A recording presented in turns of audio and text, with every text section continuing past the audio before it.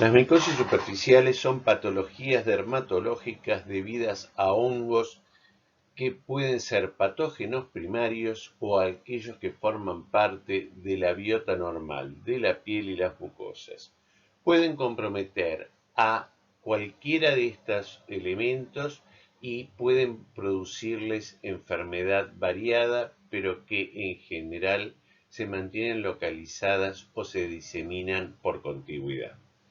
En general, las enfermedades producidas por micosis superficiales son características del agente etiológico en algunos casos, en otros el grado de enfermedad va a estar relacionado con la calidad de la respuesta inmune del hospedero y además lo que vamos a tener que tener en cuenta es la influencia del medio ambiente en el cual ese hospedero se mueve.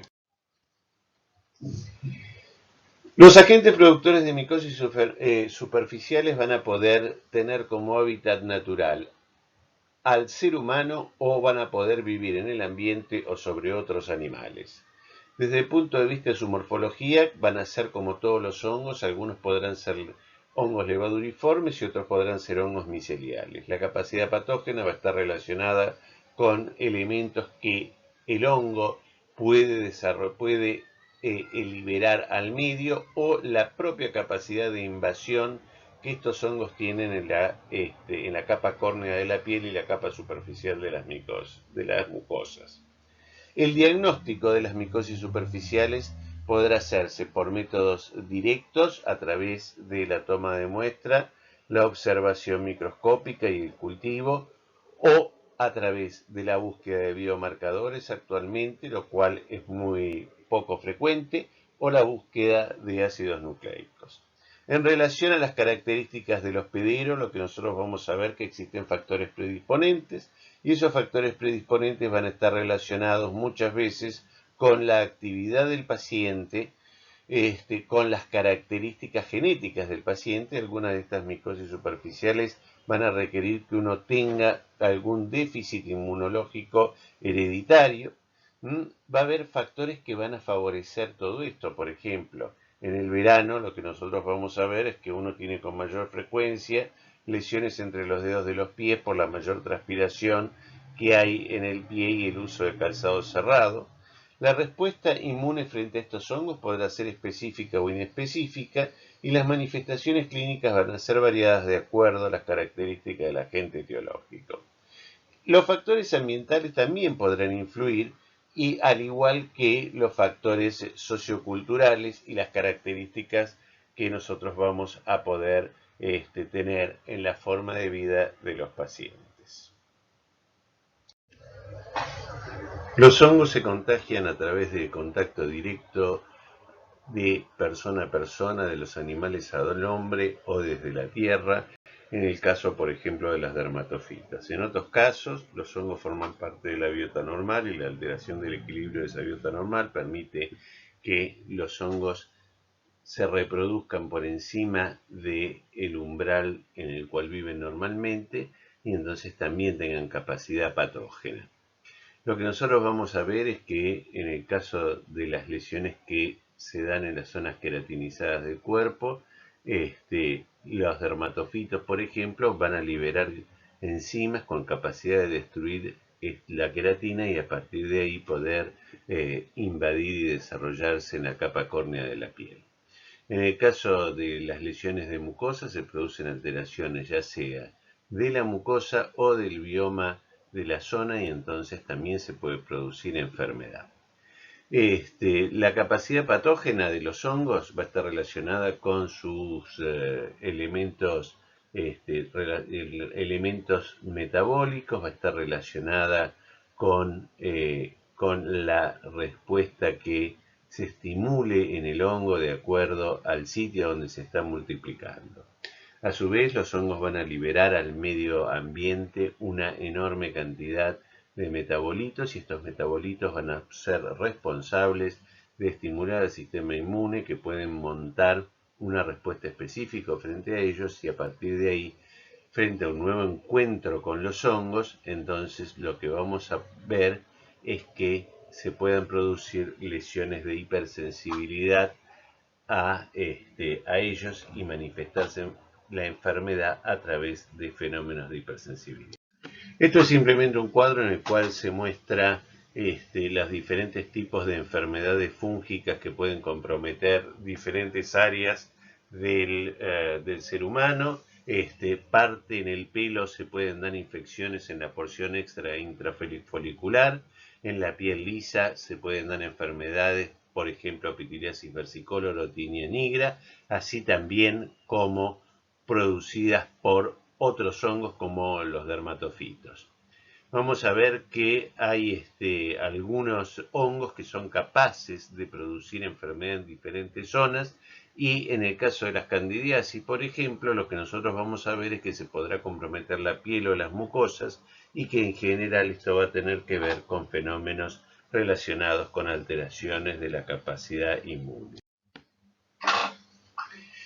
Los agentes etiológicos productores de micosis superficiales van a variar de acuerdo a la enfermedad que se produzca. En el caso de las dermatofisias van a ser agentes de 3 géneros: Trichofitum, Microsporum, Epidermophytum. En el caso de la pitiriasis versicolor van a ser las diferentes especies de Malassezia. En el caso de las candidiasis, lo que nosotros vamos a ver que Candida tiene múltiples especies, pero muchas de ellas van a estar viviendo en determinadas zonas del organismo y van a ser responsables de las patologías en esas zonas. Además, hay hongos de la biota ambiental que también raramente pueden producir enfermedad. Existen hongos pigmentados que pueden producir dos patologías características de las zonas tropicales. Una es la tinea negra y otra es la piedra negra. Y hay, por último, un último hongo que forma también parte de la biota de la piel, pero fundamentalmente de la zona perineal, que es capaz de producir una enfermedad que es la piedra blanca.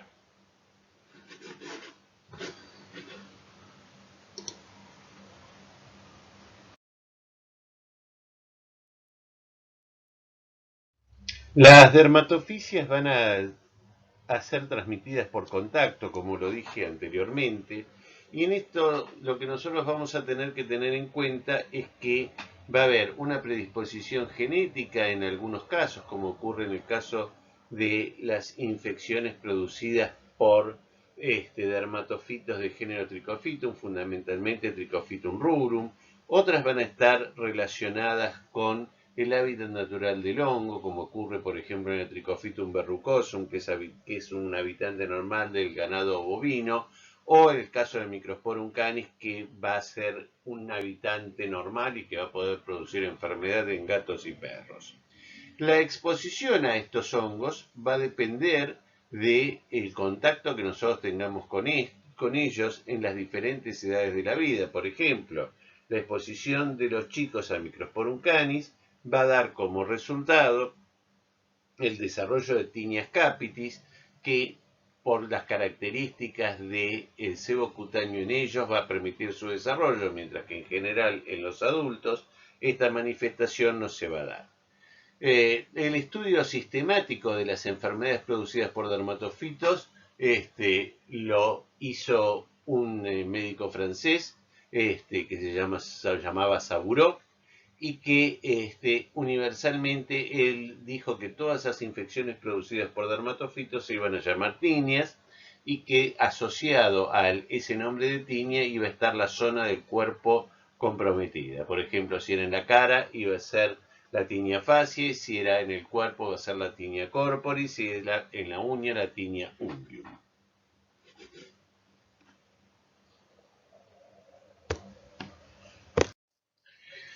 La fuente de contagio va a depender del hábitat natural de los agentes etiológicos. Los dermatofitos, dentro de todas sus clasificaciones, tienen una en la cual se los agrupa de acuerdo a su hábitat natural. Hay algunos que viven solamente sobre el hombre, son antropofílicos, y el representante más común es el Trichofitum rubrum, que por otra parte es el responsable de la mayor cantidad de patología debida a este grupo de hongos, que son las onicomicosis producidas por este hongo. Casi el 90% de las mismas, las tiñas interdigitales, las tiñas PEDIS, que son las más comunes.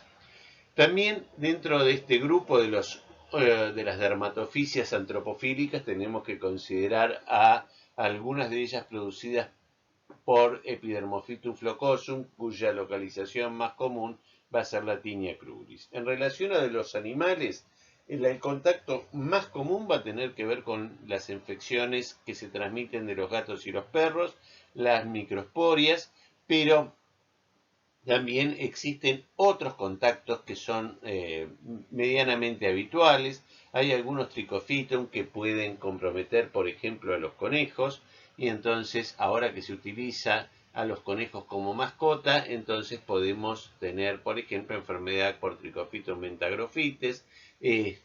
Se ha visto, por ejemplo, en el último año, la aparición de casos producidos por Trichofitum benami, que está asociado a los cobayos.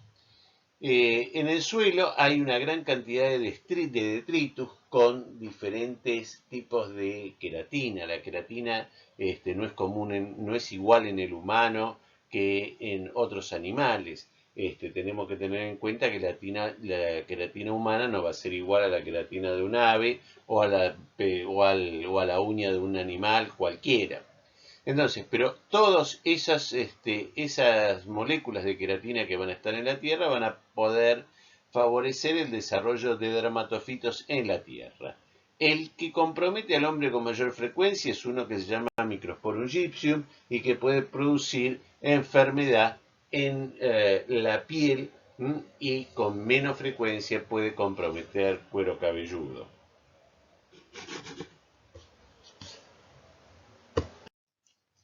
Simplemente esto es una clasificación de los dermatofitos, los géneros que lo forman, las especies y cuáles son los orígenes o hábitats naturales de estas diferentes especies. Lo que nosotros tenemos que destacar una vez más es que Trichofitum rurum es el dermatofito antropofílico por excelencia. Existen microsporum que son antropofílicos como el auduini, como yo lo nombré antes, el Epidermophytum flocosum, que también es un hongo que desarrolla solo sobre la superficie humana. En el caso de los zoofílicos no vamos a agregar mucho más, y en el caso de los geofílicos, saber que Microsporum gypsum es el que se encuentra con mayor frecuencia.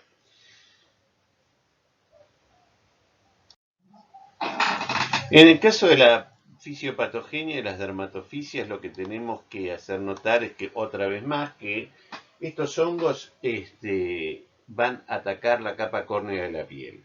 Por ende, donde no haya queratina, es muy difícil que estos hongos produzcan enfermedad.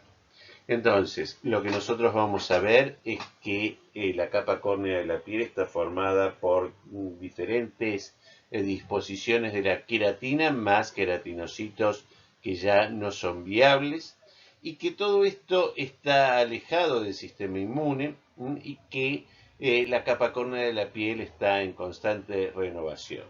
Además, la temperatura de la capa más externa de la piel es unos grados menor a la temperatura corporal y el pH de esa zona también es menor. Vamos a ver que a nivel de los pelos y las uñas, que están formados únicamente por queratina, dispuestos de una manera particular, entonces vamos a tener que tenerlos en cuenta y que también podrán ser invadidos por los dermatofitos, y que nosotros vamos a ver que van a comprometer diferentes áreas y que esas diferentes áreas donde se van a poder encontrar también van a estar relacionadas muchas veces con diferentes especies.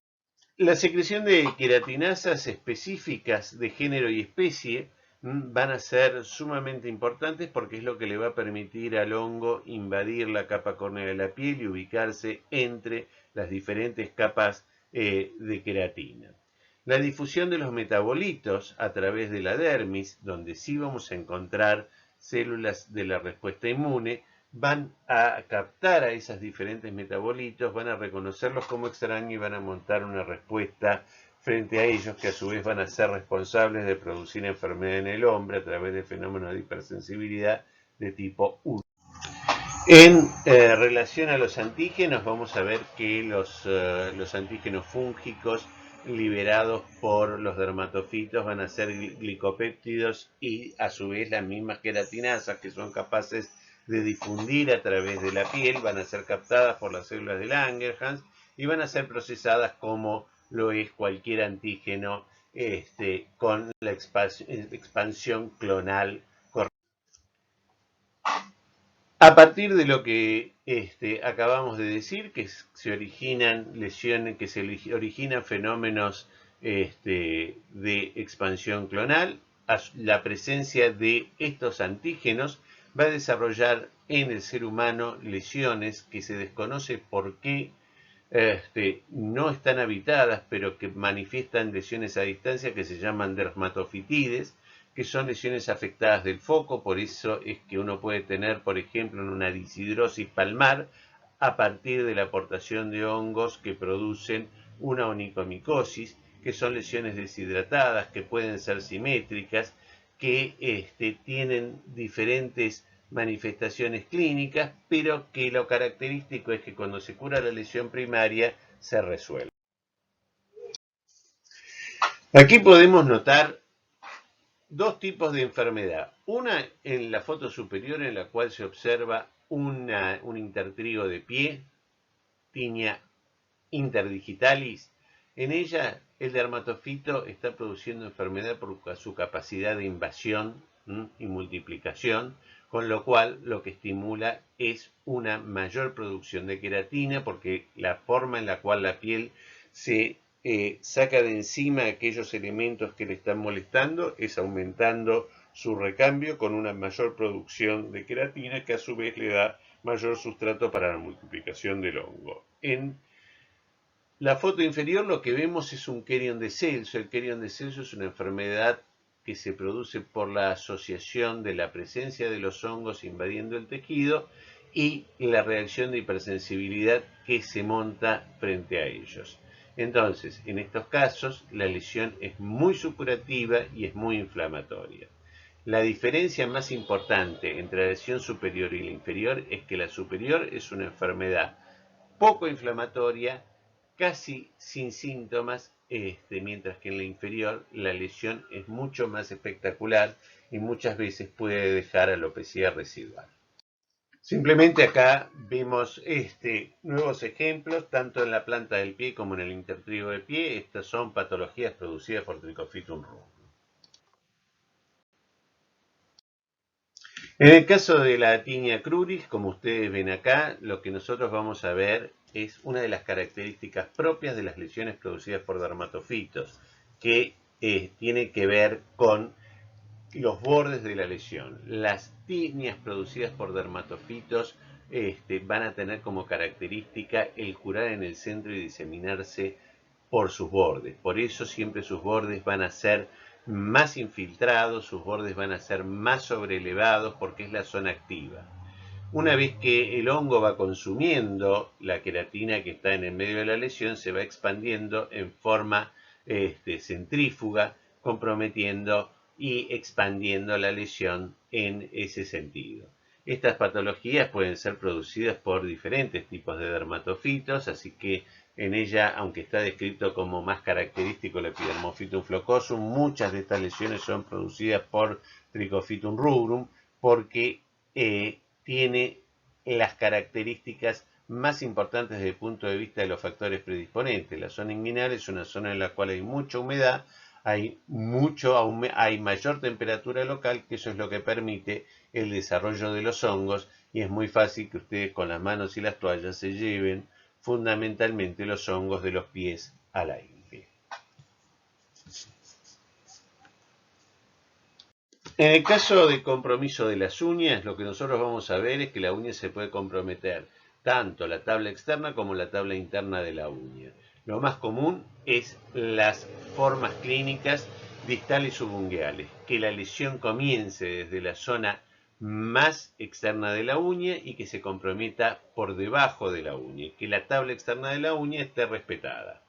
En el 20% de los casos se pueden producir lesiones que producen manchas blancas sobre la superficie de la uña, lo cual se llaman leuconiquias tricofíticas. Lo importante es conocer la clínica para poder tomar las muestras adecuadas. En el cuero cabelludo, nosotros vamos a ver que hay diferentes tipos de manifestaciones clínicas. En la capa superior y a la izquierda, lo que nosotros vamos a ver es una típica tiña producida por Microsporum canis, que se da fundamentalmente en niños antes de llegar a la pubertad, por lo que yo comenté en alguna otra diapositiva sobre las características del sebo cutáneo. En estos casos, el hongo compromete la porción intrafolicular del pelo, el pelo se rompe a muy pocos milímetros de su desembocadura. En el cambio, en los casos de las tiñas tricofíticas, la manifestación clínica es distinta. Nosotros podemos tener costras o escamocostras o puntos negros en el cuero cabelludo, o podemos tener zonas de verdadera alopecia de acuerdo al agente etiológico. En el caso de los tricofitón, el tricofitón que produce con mayor frecuencia lesiones de cuero cabelludo es el tricofitón tonsurans, y hay algo más que es importante. Tanto unos como los otros son capaces de producir lesiones de tipo Kerion en el nivel del cuero cabelludo que deben ser tratadas precozmente porque esa reacción inflamatoria importante produce un daño a nivel de los folículos pilosos, los elimina y entonces deja lesiones cicatrizales y en esa zona no vuelve a crecer el pelo. Lo que nosotros también tenemos que notar es que la distribución del Microsporum y del Trichofitum en relación al pelo es diferente, mientras que en el Microsporum los hongos se disponen por fuera del tallo del pelo, en el caso del Trichofitum se disponen por dentro del tallo del pelo.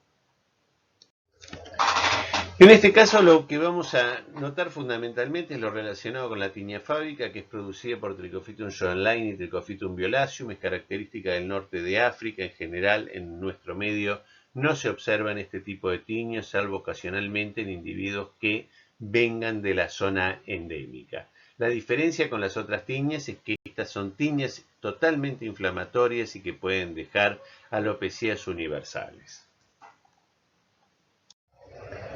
En el caso de la tiña corporis, lo que nosotros vamos a ver es la característica típica de las enfermedades producidas por dermatofitos, que son lesiones eritemato-escamosas que tienden a la curación central y a diseminarse por sus bordes. Pueden ser producidas tanto por hongos del género Microsporum como del género Trichofitum. En general, lo que nosotros vamos a ver que las producidas por Microsporum van a tener más un aspecto de escarapela, van a ser más redondas y expansivas. En cambio, las por Trichofitum van a tener una lesión menos redonda. Entonces, pueden aparecer en cualquier lugar del organismo, pueden aparecer en los brazos, en los miembros, en las piernas, en el tronco, y siempre van a tener las mismas características. Existen algunas patologías dermatológicas que se pueden confundir con esto, con lo cual la única forma de hacer un diagnóstico y un tratamiento correcto es hacer un examen micológico, al igual que en todas las lesiones que nosotros vimos anteriormente.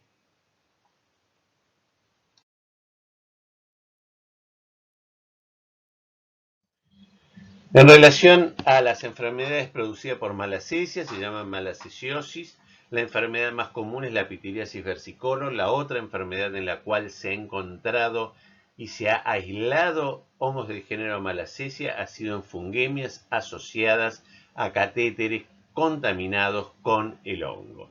En sí, lo que nosotros vamos a ver es que existe una serie de patologías en las cuales la malacesia se puede asociar. En general, la malacesia es un hongo lipofílico y al ser un hongo lipofílico va a desarrollar fundamentalmente donde tengamos algunos tipos de ácidos grasos. A estos hongos les gustan los ácidos grasos no saturados, por ende nosotros vamos a ver que en aquellas personas que tienen un sebo cutáneo en el cual tienen mayor concentración de ácidos grasos no saturados, estos van a ser las personas que van a tener la enfermedad. La pitiriasis versicolor es una enfermedad estética, puede producir prurito en algunos casos, históricamente desarrollaba su patología entre el cuello y el ombligo por las características del sebo cutáneo de esa zona y la distribución de las glándulas sebáceas y en la raíz de los miembros superiores. Hoy, además de buscarla en esa zona, puede producir lesiones a nivel inguinal o puede producir lesiones en la cara posterior de las piernas, fundamentalmente en el hueco popliteo, podemos encontrar lesiones de malacesia. Estas lesiones son manchas que van desde la falta de pigmentación, son acrómicas, hasta la hiperpigmentación, con lo cual las vamos a poder ver de un marrón elevado. Son lesiones que tienen una gran descamación furfurácea, que significa que tienen una gran descamación, escamas muy finas, por ende, entonces tomar la muestra es muy sencillo y solo el diagnóstico se hace mirándolo al microscopio, observando las típicas levaduras y los micelios que este hongo también puede producir, que son micelios tabicados no ramificados.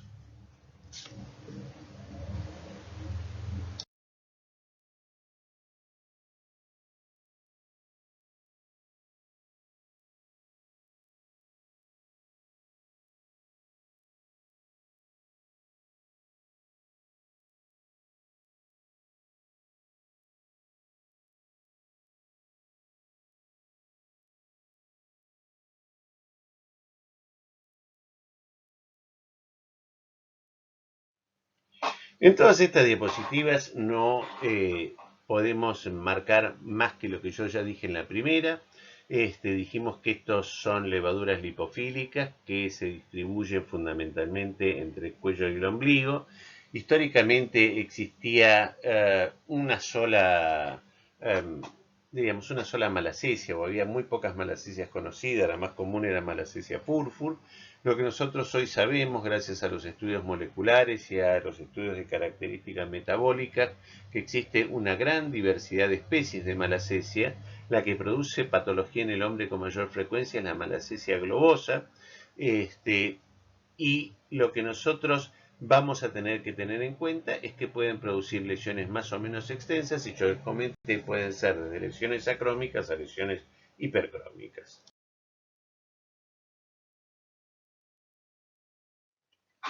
La enfermedad por cándida es la enfermedad fúngica más común en el ser humano. Aproximadamente la mitad de las enfermedades producidas por hongos en el ser humano son producidas por levaduras de este género. Cándida es un género que tiene una gran multiplicidad de especies, y actualmente muchas de esas especies se han visto que están agrupadas dentro de grupos, con lo cual se ha complejizado aún más este tipo de estudios. Dentro de las cándidas que se encuentran en la piel, las más comunes son las cándidas del grupo Psilocysis, dentro de las cuales encontramos tres especies: la cándida parapsilosis, la cándida metapsilosis y la cándida ortopsilosis. También otra cándida típica de la piel es la cándida tropicalis. Dentro de las que habitan normalmente la mucosa digestiva vamos a tener, y la vagina, vamos a tener a Candida albicans, que también es un complejo producido por Candida albicans y otras dos especies más de cándida. A nivel de la uretra, la cándida que vive con mayor frecuencia es Candida glabrata, que también es un complejo que va a estar formada por tres especies diferentes. Lo que nosotros tenemos que tener en cuenta es que estos hongos viven en equilibrio con el ser humano, pero que va a haber factores predisponentes que van a poder favorecer la alteración del equilibrio de estos hongos, como por ejemplo la administración de antibióticos, algunas enfermedades como la diabetes, el hecho de estar en contacto directo con la humedad que produce maceración de la piel. Entonces todo esto va a favorecer el desarrollo de enfermedad candidiásica. La otra cosa que también debemos considerar en estos casos es que la cándida en la mayoría de los casos se comporta como oportunista. La aportación de cándidas muchas veces va a ser importante en unidades de cuidados intensivos hospitalarios, porque a partir de un paciente infectado con cándida a nivel de la piel, el personal va a poder actuar como agente transmisor y llevar esa cándida de un paciente a otro, y a su vez se podrán producir epidemias intrahospitalarias debidas a este hongo. Lo que también tenemos que tener en cuenta en estos casos es que Cándida tiene una diversidad de factores de patogenicidad que van a estar relacionados, algunos de ellos, con la liberación de enzimas que van a liberar el medio periplasmático y que van a utilizar para su propia nutrición. Las cándidas a su vez van a poder producir algún tipo de elementos similares a toxinas, y algunos elementos de las cándidas van a poder interactuar con el sistema inmunológico del ser humano y van a poder regularlo en forma negativa. Por ende, la enfermedad por cándida es una enfermedad a tener en cuenta, y la otra historia es tener en cuenta también que la cándida puede ser marcadora de otras patologías, como ocurre en el caso del SIDA, en el cual estos pacientes muchas veces, antes de que se pueda detectar la enfermedad, lo que van a tener son candidiasis orales o genitales a repetición, que nos van a tener que llevar a pensar a que vamos a tener que pedirle, por ejemplo, si ese paciente está infectado o no con el virus de inmunodeficiencia. En el caso de los pacientes diabéticos, vamos a ver que el 10% de los pacientes con diabetes tienen patología por cándida recurrente, y esto también tiene que llamarnos la atención. Pacientes con candidiasis vaginal, o pacientes con balanitis por cándida, o pacientes con candidiasis orales, o por candidiasis en intestíneos que aparecen a repetición, debemos estudiar el metabolismo de sus hidratos de carbono, porque muchas veces es la primera manifestación de una diabetes química.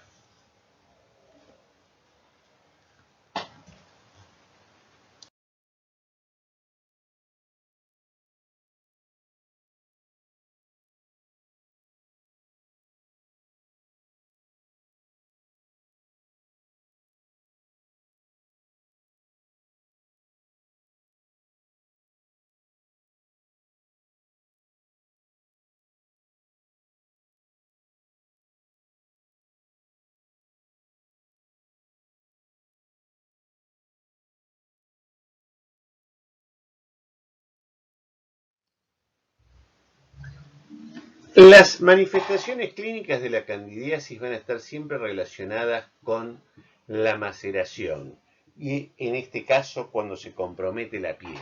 Ustedes van a ver ahí en las fotos una en la cual lo que tenemos es un intertrigo de tercer espacio interdigital de la mano. En otros casos ustedes lo que van a ver son lesiones producidas a nivel de en el pliegue inguinal, que a diferencia de lo que vimos en la tinea cruris, acá lo que ustedes van a ver es que la lesión no es expansiva hacia afuera, sino que es una lesión que es mucho más aguda a nivel del pliegue inguinal, donde se produce la mayor maceración, la mayor humedad y por ende el mayor lugar donde desarrollan mis amigas las cándidas. En cualquier pliegue, como ustedes ven acá, en un pliegue submamario, se puede producir exactamente lo mismo. En el caso de las manos, cuando uno tiene mucho tiempo las manos húmedas, cuando uno tiene el efecto de los detersivos que eliminan el sebo cutáneo, cuando se pierde la cutícula, entonces se producen estas lesiones con compromiso de la tabla externa de la uña y la inflamación periungual. En el caso de las lesiones de mucosas, como se ve en la otra diapositiva, lo que nosotros vamos a ver que en estos casos fundamentalmente la enfermedad se va a producir por dos cosas. Por un lado, por la pérdida de las características de la mucosa, que puede ser inducida, por ejemplo, por drogas, cuando un paciente recibe, por ejemplo, quimioterápicos y entonces hace mucositis, o en lesiones mucho menos importantes, cuando hay pacientes que toman, por ejemplo, antidepresivos o que toman antiparkinsonianos que disminuyen la secreción salival y entonces en ellos se altera el equilibrio y entonces también la cándida de la boca empieza a proliferar. Las lesiones de la lengua, que son bastante comunes, las glositis candidiásicas, pero muchas veces en esos casos lo que aparece es una lesión de la mucosa lingual sobre la cual se asocia el desarrollo de la cándida. A nivel genital, tanto a nivel vaginal como a nivel balano-prepucial se producen lesiones por alteraciones de la biota inducidas, por ejemplo, por la toma de antibióticos o por algún otro factor que favorece el desarrollo de los hongos y entonces se manifiestan a través de prurito y en muchos de estos casos hay secreciones. En las mujeres aparece un flujo característico que es blanco, grumoso, y en el hombre, en el surco balano prepucial, se produce un depósito de una pasta blanquecina que tiene que ver con la descamación y la multiplicación de los hongos.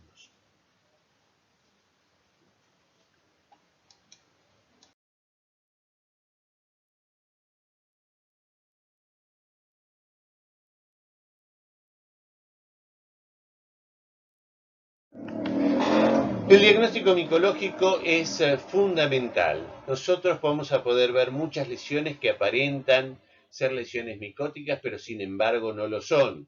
Entonces, lo que tenemos que tener en cuenta es que existe una forma de estar seguros de que el tratamiento va a ser efectivo, que no vamos a hacer selección de flora, que no vamos a hacer mal uso de los antimicóticos, y eso es únicamente a través del diagnóstico micológico. Debo decir a esta altura también que nosotros hemos elegido las dermatofisias, las malacesias, las malacesiosis y las candidiasis como enfermedades, diríamos, más comunes, y el resto de las micosis superficiales, las características son similares y propias de cada uno, pero el diagnóstico micológico es similar para todas ellas.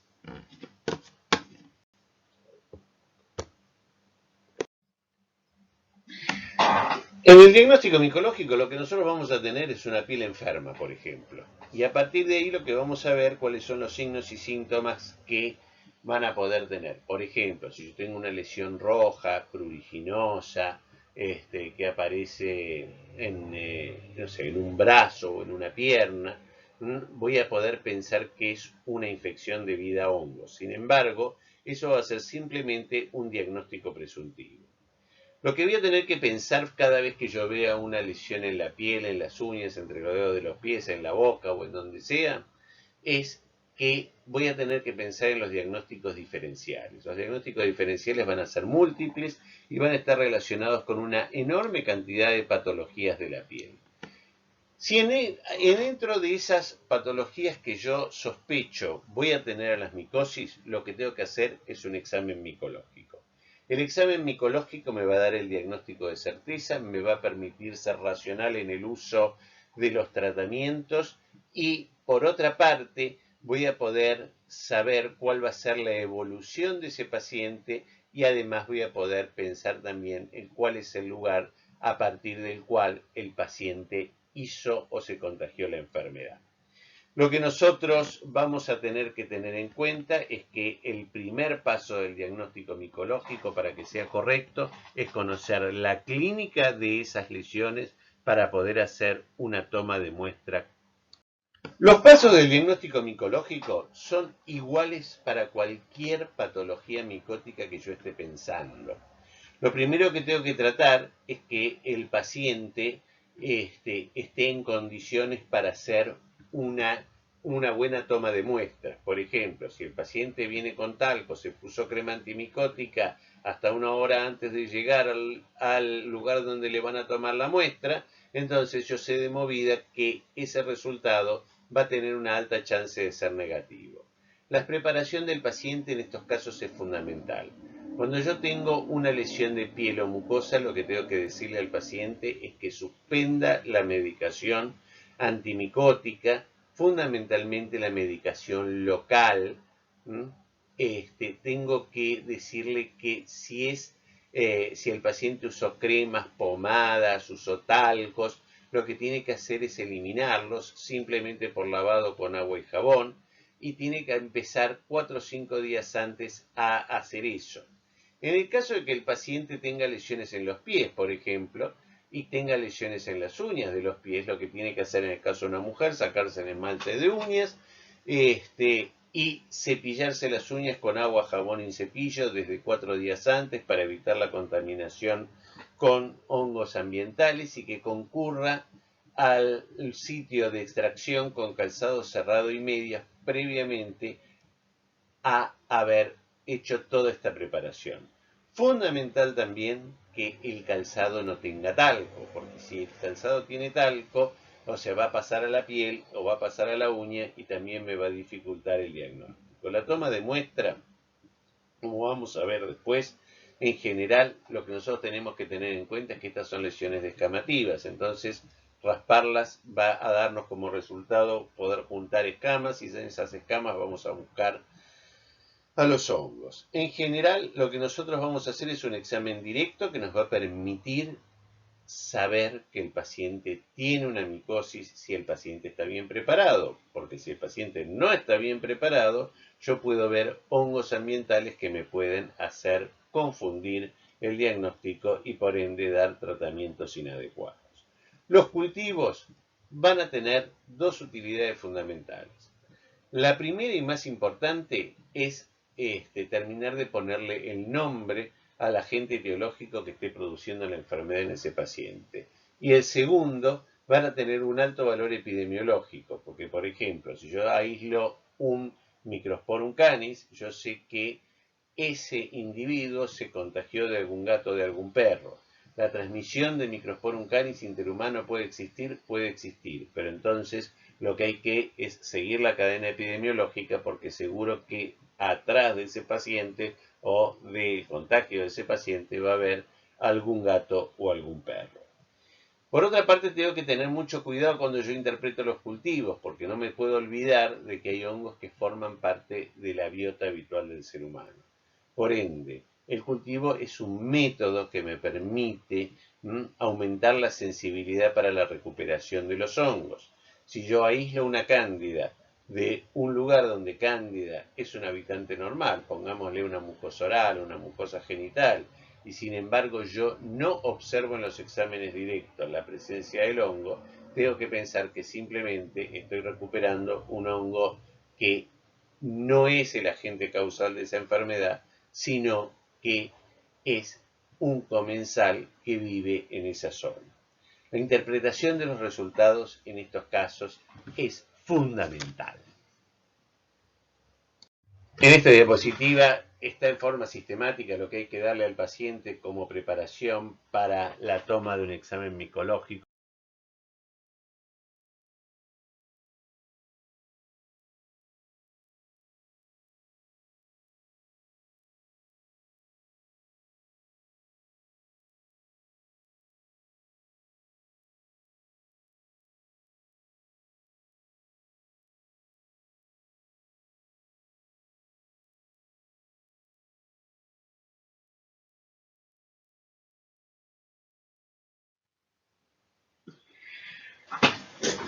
En estas diapositivas lo que nosotros vemos son las diferentes formas de tomar la muestra, por raspado, por escarificación, por depilación, etc. Lo que nosotros tenemos que saber es cuál es la característica clínica del paciente para poder tomar una muestra. Si el paciente tiene una lesión en piel lampiña, entonces, o tiene una lesión en un pliegue, y nosotros presumimos que tiene un dermatofito, entonces vamos a ir a tomar la muestra por el raspado del borde de la lesión, porque ya dijimos que en las dermatofisias las lesiones tienden a la curación central y a diseminarse por sus bordes.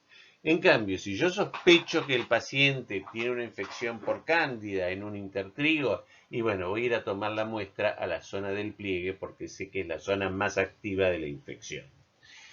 En el caso de las mucosas, muchas veces yo voy a necesitar, en vez de raspar, voy a poder tomar lesiones con un hisopo. Pero ¿qué es lo que voy a tomar con el hisopo? No puedo hisopar algo que no tiene nada.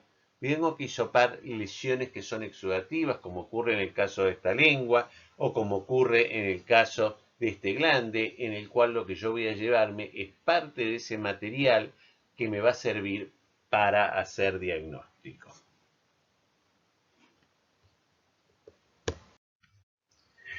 La forma de conservar las muestras y transportarlas es sumamente sencillo. Acá lo único que tengo que tener en cuenta es que yo debo tomar las muestras con material estéril, en medios estériles, y entonces no tengo ningún problema. O sea, se pueden mantener a temperatura ambiente, y lo que tengo que tener claro es que si voy a tomar un hisopado, el hisopado, si yo lo tomo como tal, no lo proceso inmediatamente y no está húmedo, sin duda lo que va a producirse es una desecación del material que no me va a permitir aislar el hongo ni siquiera observarlo. Por ende, lo que voy a tener que mantener en una solución fisiológica.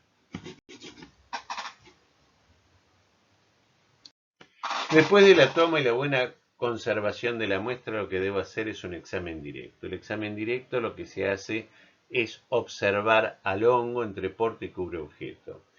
Lo que tenemos que recordar es que el material muchas veces es material córneo, por ende lo que tenemos que tratar de hacer es romper la estructura de la queratina.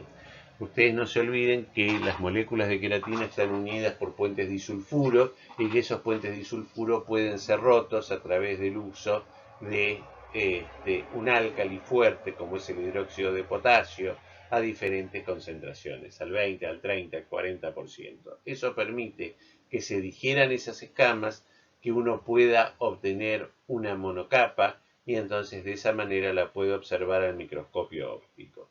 En el caso de las lesiones de las mucosas, lo que yo voy a poner es una gota de ese material, de ese hisopo que embebí en solución fisiológica entre porte y cubre objetos directamente, y no necesito ponerle ningún otro tipo de colorantes. Existen técnicas con coloraciones que también me hacen más fácil y me dan un poquitito más de sensibilidad para la observación microscópica, pero en general la observación microscópica depende de la capacidad de la persona de ver a los hongos.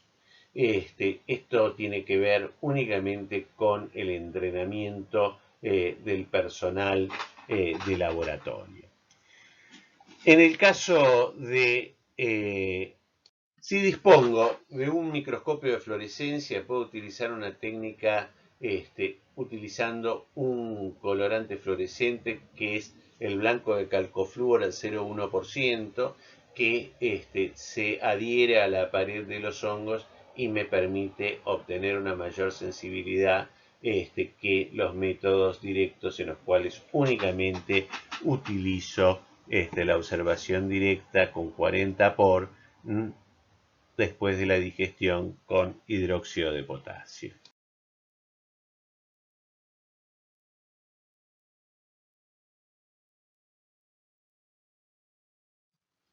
La observación en los exámenes directos de un micelio ramificado, tabicado y alino me va a permitir a mí llegar a la conclusión de que ese paciente tiene un dermatofito. No sé a qué género o a qué especie pertenece. La realidad es que las armas terapéuticas que yo tengo para el tratamiento de estas infecciones es muy escaso, con lo cual la observación directa, que me lleva muy poquito tiempo, diríamos que en menos de media hora yo puedo llegar a observar una escama, entonces me permite a mí directamente indicar un tratamiento. Cuando yo tenga el resultado del cultivo, voy a terminar de ponerle el nombre y apellido del hongo productor y muy posiblemente también sepa cuál es la fuente de infección. En algunos casos, aunque yo veo un micelio ramificado, tabicado y alino, este micelio no va a ser regular, va a ser mucho más ancho, va a tener formas de ramificaciones diferentes. Yo voy a poder llegar a ver en algunos casos algunos elementos que no son característicos del dermatofito, y entonces yo lo que voy a tener que pensar son dos cosas. O el material estaba contaminado porque el paciente estaba mal preparado, o el paciente tiene una micosis superficial producida por un hongo ambiental. En ambos casos, la única manera de poder salir de la duda es volver a decirle al paciente que haga una buena preparación, volver a tomarle una muestra y a partir de ahí poder saber si sigue teniendo la misma imagen o no. O sea, si él estaba contaminado, muy posiblemente cuando yo tome la nueva muestra no voy a ver absolutamente nada. Si el paciente tiene una enfermedad producida por un hongo ambiental, entonces en ese caso yo lo que voy a ver es que voy a ver exactamente la misma imagen que vi la primera vez. De regla, uno debe tomar por lo menos entre 2 y 3 muestras más para saber que realmente estos hongos ambientales están produciendo la enfermedad. La otra cuestión que me va a ayudar es saber qué es lo que pasa con los cultivos. Si en todos los medios de cultivo que yo sembré crece el mismo hongo, entonces yo pongo el diagnóstico de que es una enfermedad producida en la piel por un hongo ambiental.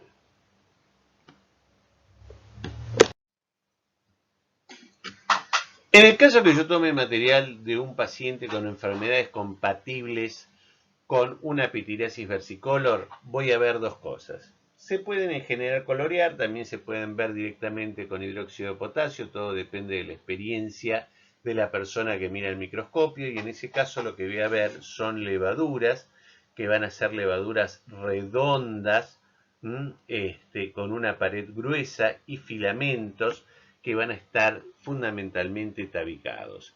Esto a mí me va a hacer pensar, muchos de esos filamentos van a ser cortos, que este paciente lo que tiene es una enfermedad producida por malacesia.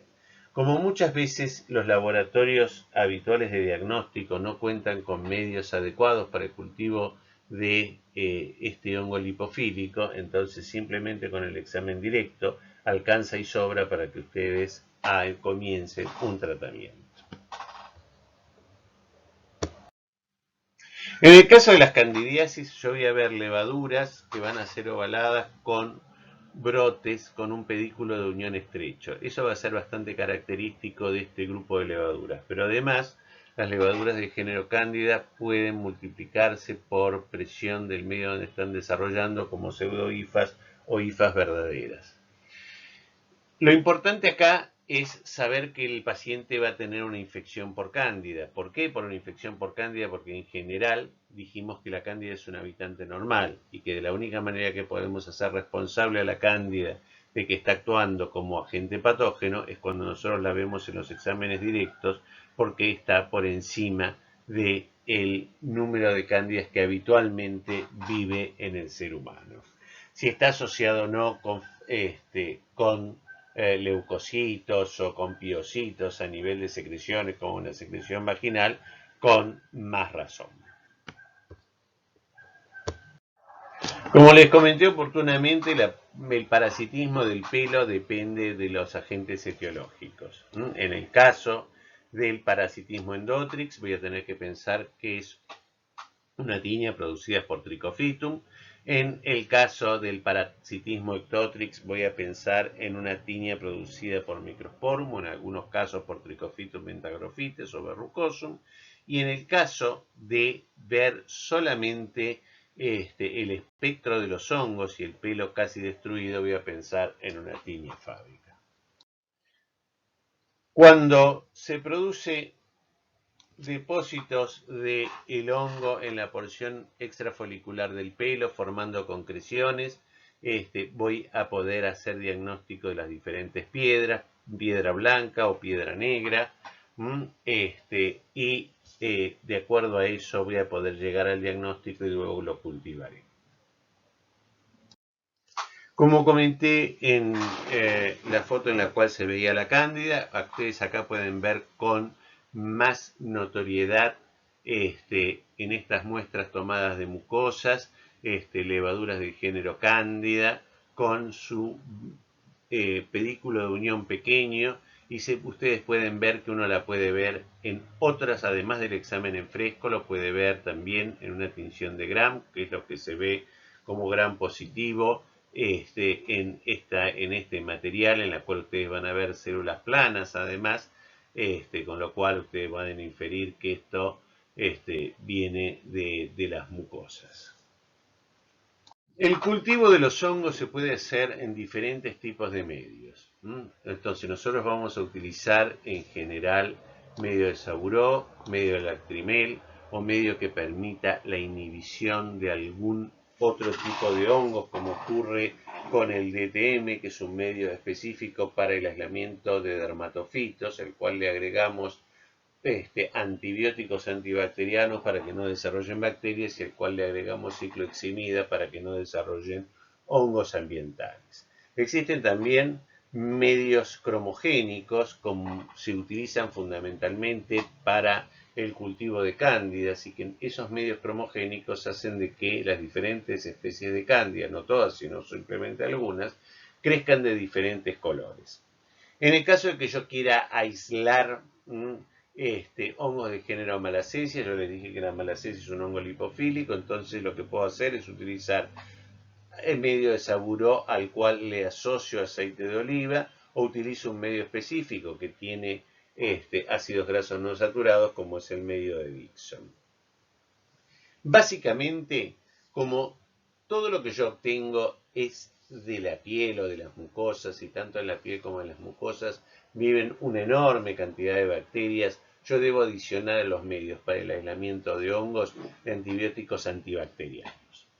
Por otro lado, la incubación de estos cultivos se deben hacer a temperatura ambiente, ya que lo que nosotros vamos a saber es que la piel tiene una menor temperatura que el resto del cuerpo, y lo que nosotros tratamos de hacer es de mantener esas características.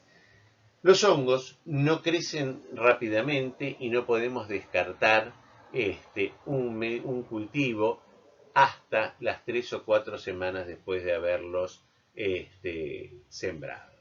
La otra cosa que nosotros tenemos que tener en cuenta es que debemos sembrar los tubos y debemos observarlos cada 7 días para ir viendo el desarrollo. Las levaduras van a crecer más precozmente a partir de las 48 horas de sembrado.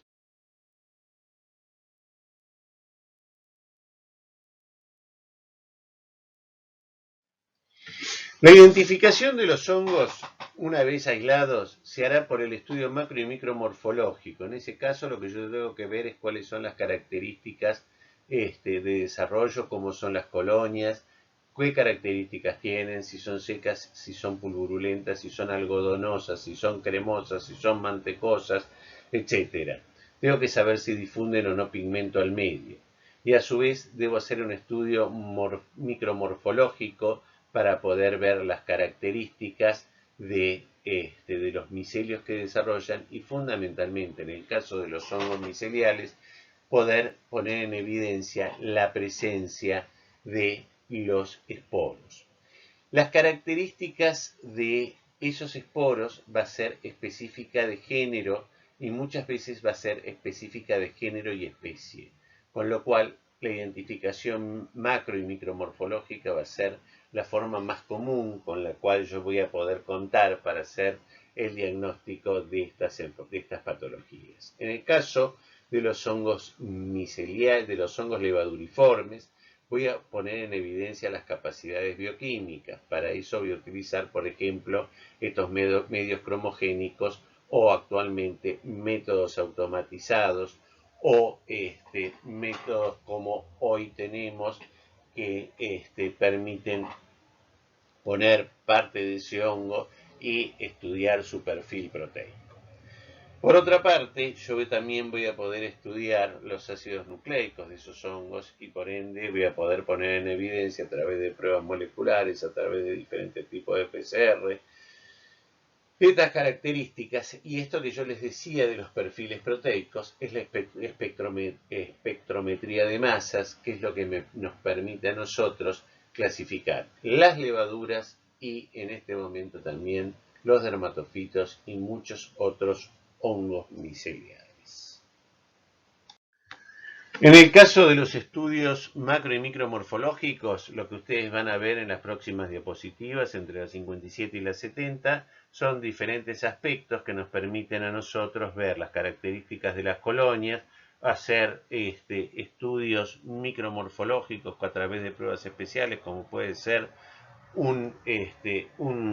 sembrar el material en pequeños discos de agar y hacer que crezcan entre un cubro objetos y ese disco de agar que nos permite ver bien las estructuras, de dónde nacen los esporos, qué características tienen, si están tabicados, si no están tabicados, etc. Y lo que ustedes van a ver más abajo es la conjunción de el desarrollo macroscópico y microscópico, con lo cual van a ponerle el nombre y apellido a los hongos productores de enfermedades por estos hongos miceliales.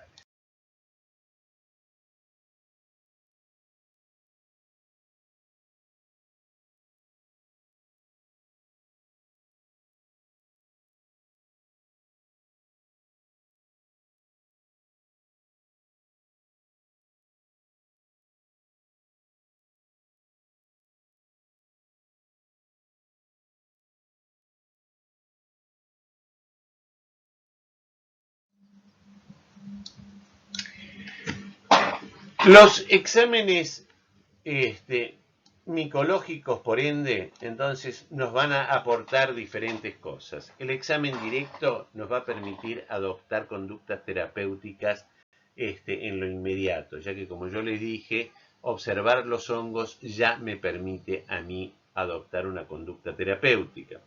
Si, por ejemplo, además yo sé que estoy mirando un pelo de un chico que tiene el aspecto de la distribución que tiene el Microsporum canis cuando ataca el pelo, también estoy en posición de decir: señor, señora, agarre al perro, al gato, al canario y llévelo al veterinario, porque ese animal o tiene una enfermedad producida por este hongo o es un portador de este hongo, y entonces cortamos la cadena epidemiológica. Los cultivos nos permiten el diagnóstico de certeza. ¿Por qué? Porque a partir de todo lo que acabo de comentarles, sabiendo la macro y la micromorfología, o haciendo los estudios de espectrometría de masa, o haciendo los estudios de PCR, lo que puedo saber es cuál es el nombre y apellido del hongo, a partir de ahí saber cuál es su hábitat natural, y entonces de esa manera poder saber si tengo que implementar alguna medida de profilaxis.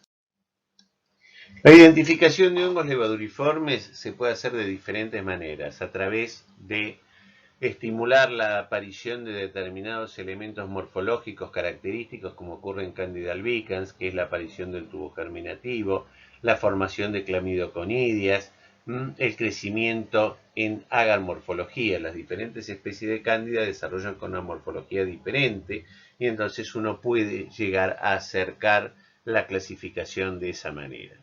Por otro lado, dijimos que hacían falta pruebas bioquímicas, entonces vamos a ver que algunas levaduras del género cándida van a fermentar algunos hidratos de carbono y otros no. Por otra parte, lo que nosotros vamos a tener son medios cromogénicos, como yo les comenté, que hacen que algunas especies crezcan de diferente color.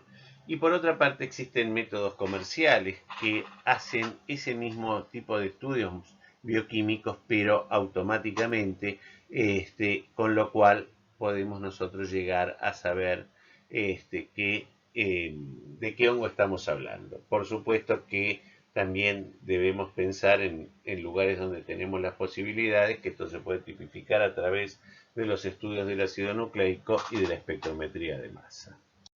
Todas las levaduras van a crecer, como ustedes lo ven ahí, como pequeñas colonias de aspecto mantecoso, y que si yo las miro al microscopio van a poder tener diferentes posibilidades. Por ejemplo, lo que ustedes ven a la derecha y arriba es un estudio de una Candida albicans, o una Cándida africana, o una Cándida dubliniensis. Esas tres cándidas forman parte del complejo albicans. Entonces, ¿y qué es lo que van a tener? Y van a tener la formación de pseudomicelios y clamidoconidias, como se observa en la figura. En el caso inferior, lo que ustedes van a ver es la formación de tubos germinativos, que eso parece ser algo característico de Candida albicans. Y eso es lo que nosotros utilizamos desde el punto. Lo que ustedes ven acá es un cromagar, que es un medio cromogénico en el cual lo que ustedes pueden ver es el desarrollo de diferentes especies de cándida de diferentes colores. La verde es una cándida albicans, la azul es una cándida tropicalis, la rosada es una cándida crucei y la otra es una cándida glabrata, pero que no es específico, o sea, el medio no da específicamente eso, pero uno por múltiples crecimientos conoce que así es. Esto que ustedes ven acá es el desarrollo de una malacesia en el medio de Dixon, que es este medio que yo les dije que tiene ácidos grasos no saturados, y ustedes pueden ver que también las colonias que crecen son colonias cremosas, y acá ven la morfología hacia la derecha de estas levaduras que tienen un pedículo de unión ancho, porque a diferencia de las cándidas que se separan por estrangulamiento, en este caso aparece un tabique que separa una levadura de la otra. En estos casos, el examen directo positivo nos informa de que hay una alteración del equilibrio de la biota en favor de los hongos. Por eso es que nosotros podemos ver el hongo en el examen directo. Y el cultivo nos va a permitir, por un lado, saber si tengo un directo negativo, qué es lo que voy a saber. Y voy a saber que el individuo es portador de un hongo. Si hago el estudio de identificación por los diferentes métodos que comenté, voy a saber cuál es el nombre y apellido, a dónde pertenece, y a su vez eso me va a permitir hacer estudios de sensibilidad a los antifúngicos, hacer estudios de su capacidad patógena, y por otra parte, en caso de que yo tenga enfermos internados en unidades, por ejemplo, de cuidados intensivos, en los cuales aíslo cándidas más o menos en un tiempo relativamente corto, voy a saber que estoy frente a una epidemia y voy a saber eso simplemente si yo separo las cándidas de todos esos pacientes, les hago estudios moleculares y entonces sé que esas cándidas son idénticas.